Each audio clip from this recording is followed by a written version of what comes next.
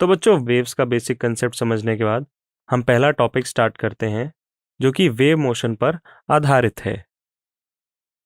इस टॉपिक के हमारे लर्निंग ऑब्जेक्टिव हैं type of waves, propagation of waves, equation and basic terms of waves, speed of transverse and sound waves. हमारा पहला concept video types of waves पर आधारित है। Now types of waves according to medium of propagation. बच्चों, हम waves को अलग अलग तरीके से क्लासीफाई कर देते हैं। हम बता देते हैं कि एक टाइप का है, दूसरे टाइप का है। उसका आधार क्या है, हमने किस बेसिस पे वेव्स को क्लासीफाई किया है। तो हमारा पहला आधार है according to the medium for propagation, यानी कि किसी डिस्टरबेंस को, किसी वेव को एक पोजीशन से दूसरे पोजीशन में ट्रैवल करने के लिए, प्रोपगेट करने के लिए क्या मीडियम की आवश्यकता है। अगर है तो हम उसे मैकेनिकल वेव कहेंगे, और अगर उसे नहीं है तो हम उसे इलेक्ट्रोमैग्नेटिक वेव्स कहेंगे। यानी कि इलेक्ट्रोमैग्नेटिक वेव्स को एक स्थान से दूसरे स्थान तक जाने के लिए किसी मटेरियल मीडियम की आवश्यकता नहीं होती है। और तीसरा एक टाइप है बच्चों, जो आप हायर क्लासेस में पढ़ेंगे, चूंकि थोड़ा सा क्वांटम फिजिक्स आपने पढ़ ली है, तो ये तीसरा टाइप होता है मैटर वेव्स। एक हल्का सा आपको मैं इसका ओवरव्यू देना चाहूँगा। मैकेनिकल वेव्स बच्चों, यह वो वेव्स होती हैं जिनको मीडियम की आवश्यकता होती है ट्रैवल करने के लिए। ये वैक्यूम में ट्रैवल नहीं कर सकती। फॉर एग्जाम्पल, स्ट्रिंग पर जो वेव बनती है, वाटर सरफेस पर जो वेव बनती है, साउंड वेव्स होती हैं। और भूकंप के वक्त, अर्थक्वेक के टाइम पे जो वेव्स आपके एपिसेंटर से जनरेट होती हैं या फोकस से जनरेट होती हैं, वो सेस्मिक वेव्स होती हैं। यह सभी उदाहरण आपके मैकेनिकल वेव्स के हैं।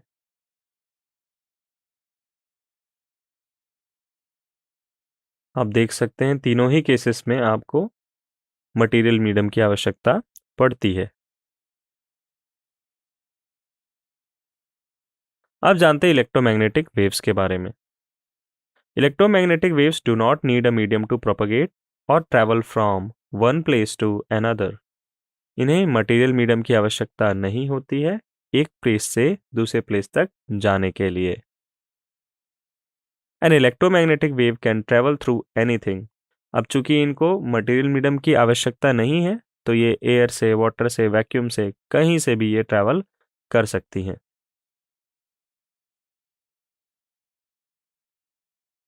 आप देख सकते हैं कि ये रेड कलर से, ब्लू कलर से हमने ये alternate magnetic and electric fields बना रखे हैं। एक्चुअली इलेक्ट्रोमैग्नेटिक वेव्स आप नेक्स्ट क्लास में पढ़ेंगे, 12th क्लास में, कि it is combination of alternating electric and magnetic field. Matter waves, these are associated with subatomic constituents of matter like electrons, protons, neutrons, atoms and molecules. They arise in quantum mechanical description of nature that you will learn in your later studies. Now nature of waves. अब ये दूसरा classification है बच्चों।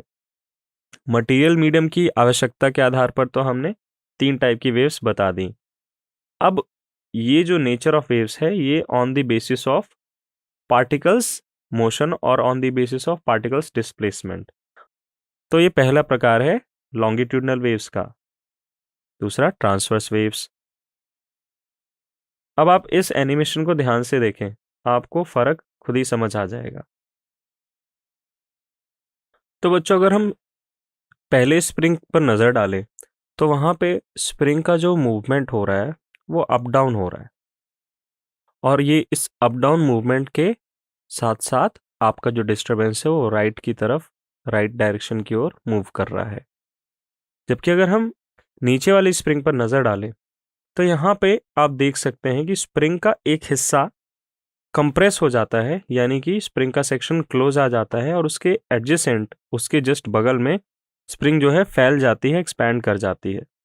तो ये compression और expansion, ये कुछ इस तरह का पेयर बनाते हुए आपकी वेव आगे बढ़ती चली जाती है। In longitudinal waves the particle motion is parallel to the direction of propagation of wave.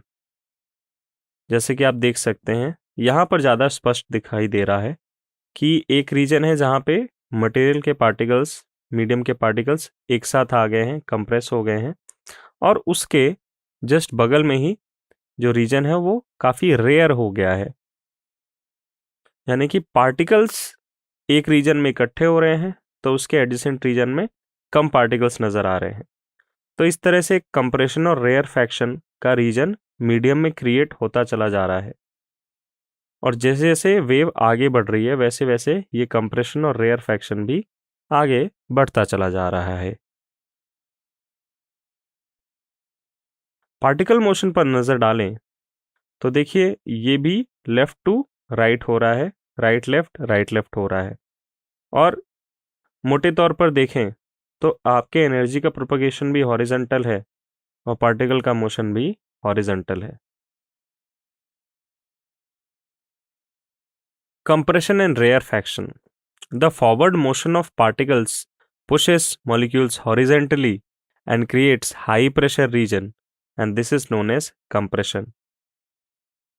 यानी कि पार्टिकल्स का जो फॉरवर्ड मोशन है वो एडजेसेंट पार्टिकल्स को पुश करता है और एक मोमेंट ऑफ टाइम के लिए सारे पार्टिकल्स क्लोज आ जाते हैं, एक हाई प्रेशर रीजन क्रिएट होता है। इसे हम कंप्रेशन के नाम से रिकॉग्नाइज करते हैं।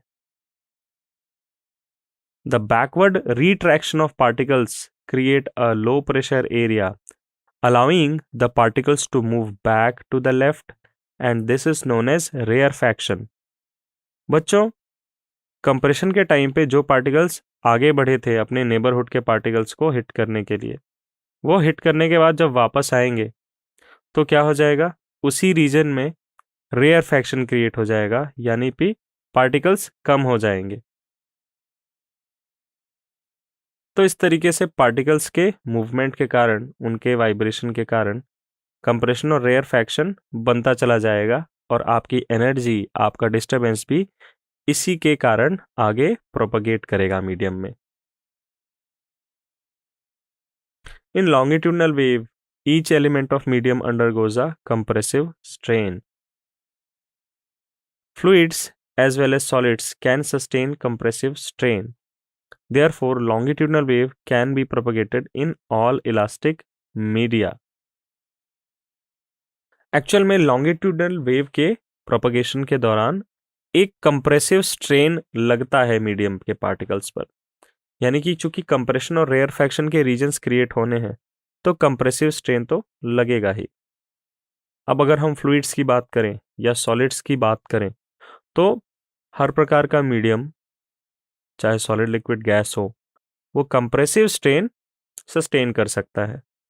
इस वजह से हम कह सकते हैं कि longitudinal waves can be propagated in all elastic media. अब बात करते हैं ट्रांसवर्स वेव्स की। In transverse waves the particle motion is normal और perpendicular to the direction of propagation of wave, यानी वेव जिस दिशा में जा रही है, डिस्टरबेंस और एनर्जी जिस दिशा में जा रहे हैं, उसके परपेंडिकुलर नॉर्मल डायरेक्शन में मीडियम के पार्टिकल्स डिस्प्लेस होंगे या मूव करेंगे। जैसा कि आप देख सकते हैं यहाँ पे हमने डिस्टरबेंस दिया और हमारी वेव प्रोपगेट कर रही है राइट डायरेक्शन में, और हमारे पार्टिकल्स अप डाउन मोशन में हैं। तो आप क्लियरली देख सकते हैं पार्टिकल का मोशन और direction of wave propagation perpendicular है। तो इस तरह की जो वेव जनरेट होगी बच्चों, हम इसे ट्रांसवर्स वेव कहेंगे। अब बात करते हैं बच्चों क्रस्ट एंड ट्रफ्स की। जैसे एक लॉन्गिट्यूडनल वेव के प्रोपगेशन के लिए कंप्रेशन और रेयरफैक्शन का बनना बहुत ज़रूरी है, उसी तरीके से एक ट्रांसवर्स वेव के प्रोपगेशन के दौरान क्रस्ट एंड ट्रफ, ये दो रीजन क्रिएट होते हैं।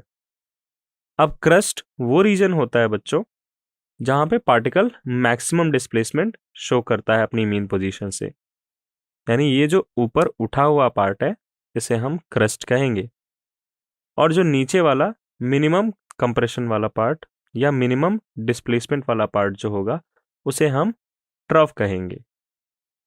तो इस तरीके से अगर आपने चूंकि मैथमेटिक्स पढ़ी होगी तो उसमें हम ग्राफ जब बनाते हैं तो मैक्सिमा वाला जो ऊपर उठा हुआ पार्ट होता है उसे हम क्रेस्ट कहते हैं, और जो मिनिमा वाला पार्ट होता है, मिनिमम डिस्प्लेसमेंट वाला, जो नीचे जो डिस्प्लेसमेंट होता है मीन पोजीशन से पार्टिकल का, उसे हम ट्रफ कहते हैं। अब एक इंपॉर्टेंट बात, ट्रांसवर्स वेव्स जब भी किसी मीडियम में प्रोपगेट करती हैं तो मीडियम का एलिमेंट एक शीयरिंग स्ट्रेन के थ्रू अंडरगो होता है, यानी कि ट्रांसवर्स वेव के प्रोपगेशन के दौरान मीडियम के पार्टिकल्स पर एक शीयरिंग स्ट्रेन लगता है। शीयरिंग स्ट्रेन बताना चाहूंगा बच्चों, जो मीडियम का आकार बदले, उसका शेप बदले। तो अगर हम सॉलिड्स की बात करें तो सॉलिड्स में तो शीयरिंग स्ट्रेन लग जाता है और वो सस्टेन कर जाती हैं, बट अगर हम फ्लूइड्स की बात करें तो वहां पे शीयरिंग स्ट्रेन बोलने का ज्यादा अर्थ नहीं बनता, बिकॉज ट्रांसवर्स वेव जब भी प्रोपगेट करेंगी वो मीडियम पे शीयरिंग स्ट्रेन लगाएंगी। Therefore transverse waves can propagate only on those media which can sustain shearing stress, such as solids. Therefore, their propagation do not sustain well in fluid medium.